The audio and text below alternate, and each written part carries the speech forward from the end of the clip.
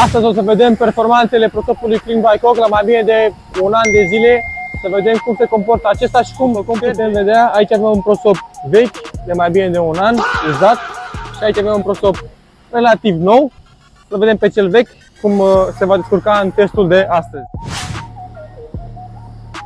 Puteți vedea că este exact același prosop care are logo-ul uzat. Da? Suprafața este uscată, curată corect. Oh my god, bro. Oh, hell no. Dăm și pe lunetă aici.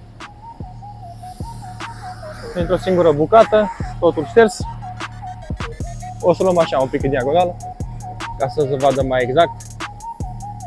Cam așa funcționează prosopul Clean by Coke la o distanță de un an și jumătate. Cam ceva de genul ăsta. După multe spălări, multe utilizări, așa că cei care doriți să vedeți un test real, cam asta este testul real cu prosopul Clean by Coke, la mai bine de un an de zile, încă șterge, încă își face treaba. Vă gândiți că dacă merge sau nu, ăsta e testul suprem.